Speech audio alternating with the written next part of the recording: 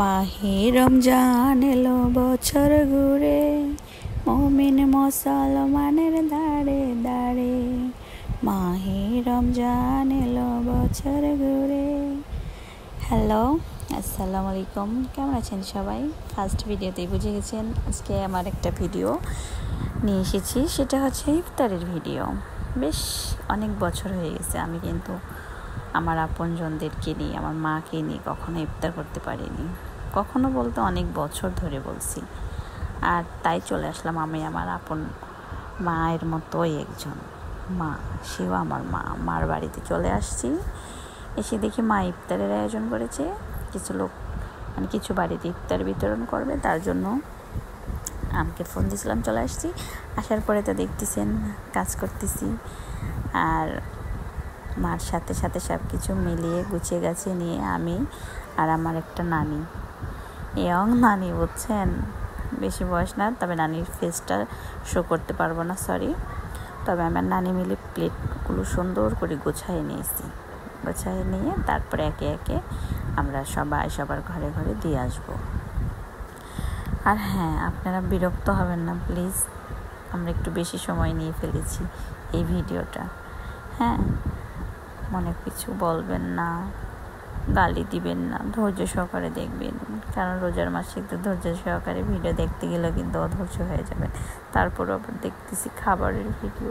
তবে যত যাই বলেন না কেন, সেই মজা হয়েছিল। কিন্তু কাজ করতেছিলাম, হয়তো ক্লান্ত লাগছে, তারপরেও কিন্তু একটা মনে একটা আনন্দ বিরাজ করতেছে যে সবাইকে ইফতার বিতরণ করতে যাব, এই সেই অনেক কিছু একটা মনের মধ্যে খুশি। ঠিক আছে, তারপরে এই যে দেখেন আমাদের প্লেট সাজানো শেষ। এখন নানি নিয়ে যাচ্ছে সবার রুমে রুমে দিতে।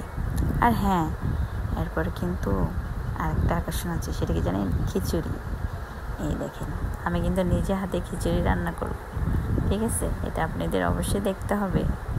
আর আমি দেখেন এত মজা করে খিচুড়ি রান্না করতে পারি যা না খেলে বুঝতে পারবেন না। তবে হ্যাঁ, বলতে পারেন যে আপনার বাসায় দিয়ে দাওয়াত করলেন না, খিচুড়ি কীভাবে খাবো আর কীভাবে বুঝবো মজা হয়েছে। অবশ্যই একদিনকে দাওয়াত করব সবাইকে, ঠিক আছে। আর একটা কথা কি দেখেন, আমি কিন্তু ভয়েস দিতে দিতে কেমন জানি জিবলাটা লুলুলু করতেছিল, কিন্তু কিছু করার নাই। ভিডিওটা অনেক আগে, একটু লেট হয়ে গেছে। তারপরে যে এখন মাংস দিয়ে দিলাম বলতে কি আপনারা কি কনফিউজ না যে খিচুড়িটা আসলে আমি রান্না করেছি নাকি মা রান্না করেছে? হ্যাঁ, এটা আমার মা রান্না করতেছে, আমি জাস্ট ভয়েস বসিয়েছি। আর হ্যাঁ, আপনাদের জন্য আরেকটা দুঃখের খবর আছে, সেটা হলো কি জানেন, খিচুড়ির ফিনিশিং ভিডিওটা দিতে পারিনি। মানে এতটাই সময় শর্ট হয়ে গেছে, খিচুড়ি রান্নার পরে আজান দেওয়ার কাছাকাছি চলে আসছে। তাড়াহুড়া করে কোনোরকম এটা করার শেষ, তারপর বুঝিনি তো ইফতার করার পরে শরীরটা কতটা ক্লান্ত হয়ে যায়।